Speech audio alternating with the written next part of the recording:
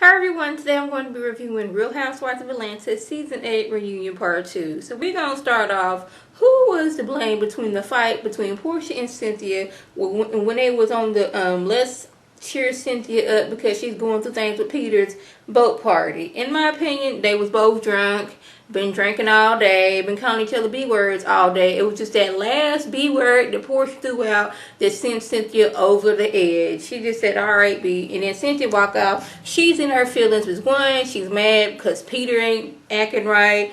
Two, she's drunk.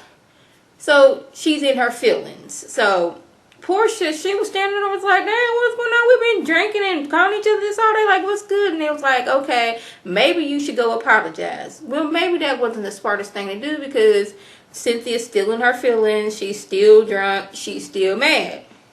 So Porsha goes over there and talks to her, and in my opinion, they was both in each other's face. Like I said, they was both drinking.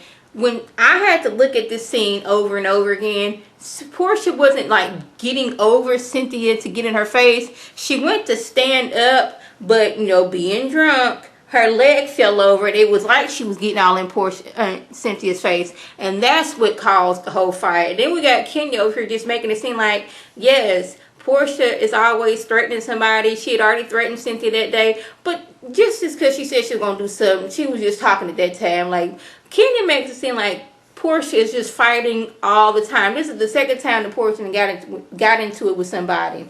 The first time is when Kenya had the bullhorn, had the little scepter, and had been provoking and taunting Porsha the whole entire reunion until she got swept across the floor. So, Kenya, I'm tired of you trying to make it just seem like Porsha, every time you see her, she's getting into a fight with somebody. No, it is not like that. And then Porsha's like, you talking about me doing something. Did you not grab Kim's chair and try to provoke her? See, this is what Kenya does. She may not put her hands on you, but she will do things to make you want to put your hands on her so then she can play victim. I done said this before, and I'm so tired of Kenya like playing like everybody is so wrong and what she does is not right. I'm going to need you to stop right now. So we have to talk about Kenya and her mom. And she was saying how she's always wanted to have a relationship with her. Even when she was staying with her grandma and her mama was staying in the same house. She was like, Mom, even if you don't want to be my mom, I want to be your friend. And she was like, I don't even want to be your friend. And like, this is where I have an issue with Aunt Lori and all of Kenya's family. Because how is it that this is a child and you were letting this woman treat this child like that? Now, when she was 14 or however old she was when she got pregnant, you know, she's still a child herself. But once she got to a certain age, they said, like, girl, this is still your child. You will not treat this child like that. Like, why isn't it anybody saying that? And at one point, Kenya was like, her mom got mad at her because she was making her seem like a bad mom. Like, don't get mad when I tell people you're a bad mom when you're being a bad mom. Because apparently when Kenya was just trying to go for Miss Universe after she done won Miss USA, People Magazine tried to call her mama. Mom was like, look here, I ain't got nothing to say. And then she called Kenya like, quit talking about me. Quit telling folks about me. Remember, I'm not supposed to have no children. You are not my child, so quit. I'm like, I'm still under this. I just don't see how you can treat your child like that. Like, really? Just like, no kind of talking to us like you're invisible to me. I see everybody in this room but you. And the fact that the family put up with this says a lot too. And then they got on to Porsha. It's like when Porsha said, well, of course, you know, Kenya don't know how to show love because he wasn't showing love by her mom. Because Porsha said it was like, that's a low blow. Because Kenya feels, I am a daddy's girl. I am the world to my daddy. But I was like, didn't it's the same daddy that you ran from? But anyways, it could be that. It could be some anger. It's like, Kenya's angry because she doesn't have that relationship with her mom. And she could be putting, like, that anger, she's putting it off on everybody else, and this is the way she is. I'm not, it could be, it may not be, but I think it's just the fact that Porsha said that, then Kenya had something to say about it. So we have Peter, and they're asking, okay, Peter, where are you staying at? He is living in Charlotte right now. So to me, that says him and Cynthia's relationship is basically over. If you're living out of state, yeah, what kind of marriage is that? Now, I know Peter, he has his business, what was it, Bar One in, or whatever that doggone Sports One, whatever the place is called in Charlotte, North Carolina, that place. He's trying to compare, hey, y'all wouldn't have no problem if I was in the Army for a few months. So it's just like that. No, because you're choosing to be out of town. I know that you were the owner of this business, Peter, but I could see if he goes like a couple of days out of the month to make sure everything's going all right, make sure everything's tip-top shape. But that's why you have managers and assistant managers there for when you're not there. So I guess Peter, he's just there all the time at the bar doing whatever he's doing. Then they're asking, are you cheating? Let Porsha tell it is, like, that's what the blogs say. Every other time you turn around, Peter with somebody else. And it's like, how you think them girls at that restaurant getting paid? They getting paid from sexual services from Peter. Then this is when Kenya has to jump in. Now, mind you, this has nothing to do with Kenya. It basically didn't have nothing to do with Porsha, but she had something to say. It's like, Porsha, what are you talking about? All these men you're out there sleeping with. Now, I'm not, this is my opinion on whoever Porsha's sleeping with. Porsha is single at the time, so if she chooses to sleep with somebody, she's single. Peter is not. And then at one point, Porsha going on about Kenya having some one-eyed African pastor that she's been getting it on with. Kenya not being able to take it no more, telling her to shut up. And here's the thing that gets me with Kenya is like, when she has something to say, oh, she's going to say it. But let Porsha, let PHAEDRA, let Kim say something. Oh, shut up. Okay, oh, you can get your point across, but I can't get my point across? Is this what we're doing? Okay, Kenya. And then at one point, I was like, Peter, you think your marriage would be better if Cynthia wasn't on Real Housewives of Atlanta? And he feels that it would. But I'm thinking, I'm assuming, now, I'm just going to say I'm assuming, that this is the Real Housewives of Atlanta check. This is where Cynthia gets the bulk of her money from. So what are they going to do if they don't have this income coming in? Because y'all know Peter, he is known from needing to get a loan from Cynthia a time or two. He didn't ran through a lot of her money. So if she don't have this money for them to fall back on, then what they gonna do? Yes, it may be better for their marriage, and he's like, I don't even care about the money, I just want my marriage back. But like, you gone, so y'all basically don't have a marriage. PHAEDRA, she's upset because all these men who were Apollo's friends while he was out, where they at now? Like, y'all ain't came to see how his sons are doing. Greg didn't offer, like, if you need a male role model for your kids, I'm here. Even Chris, just now knowing PHAEDRA's like, if you need somebody to help with your sons, I'm here.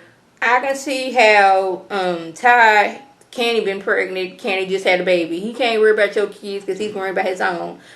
Peter, where you been at? Like, what y'all ain't here for my sons. Y'all was all Apollo's friends, but y'all ain't trying to help show these boys how to be a man. But Candy, she feels like, PHAEDRA, you can't get mad because Apollo went to do criminal stuff when he was a criminal when you got with him. You know he had criminal tendencies, so now that he done went back to his criminal ways, don't get mad that he done got locked up again. And my thing is, what was Apollo thinking? You and your wife are on this hit show on TV where a plethora of people are watching you. What got in your mind that, hey, I'm going to go back to my criminalistic ways? Is criminalistic a word? Don't know, but y'all come roll with me. I'm going to go back to my criminalistic ways and get a little extra money.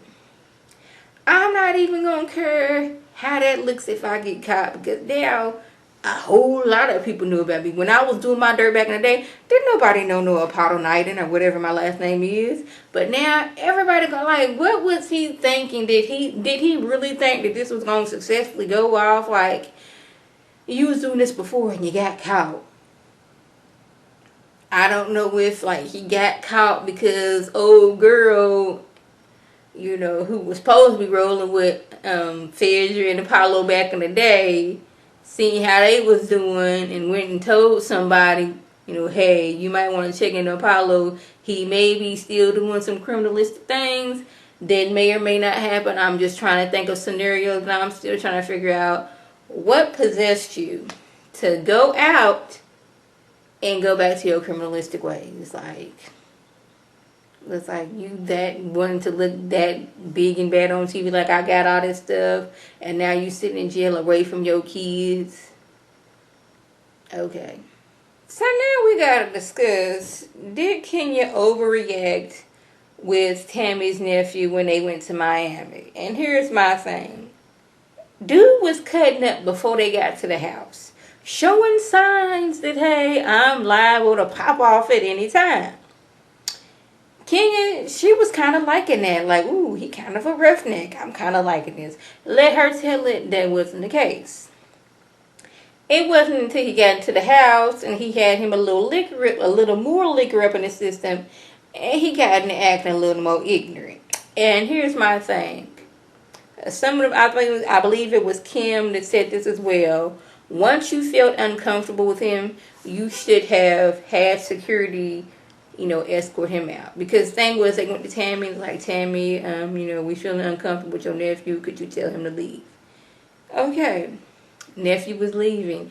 Kenya, this is what I didn't like about that thing. The nephew was leaving and just going on his way. Yeah, he was talking, but he was still going on his way. Kenya decides, like, yes, you making us feel uncomfortable, or whatever she said. She made a point, like, yes, we are throwing you out. And this is what made him go way over the top with his cussing and fussing and whatever he was doing, which ultimately resulted to Tammy getting knocked in the head on that doggone porcelain marble floor. Now, Kenya, if she had held back, I don't think it would have escalated back like that, because everybody else was just standing back. He was getting his stuff, like, man, why I gotta leave? Like, he was cussing, but he was still leaving. And yes and no, did she overreact? No, because he was cutting up several foods. I can give her that. But once he was leaving, she shouldn't have said anything, in my opinion, because that made him even blow up even more. Now, sometimes, you can't help, like, yeah, I need you to get up and get out of now. But maybe if she had held back, it wouldn't have escalated to the way it did. And that's just my opinion on the matter. Because she did make it a point to get up there and say why he was leaving. She could have just kept it as that. So, that was the gist of on. If I left anything out, by all means, leave a comment or video response. And like always, I want to thank my subscribers and the people who watch my people watch my videos. I want you to like this video, comment, and subscribe. And share this video with your friends on Facebook, Twitter, Instagram, and here on YouTube. This is Lady T signing off. Have a good one.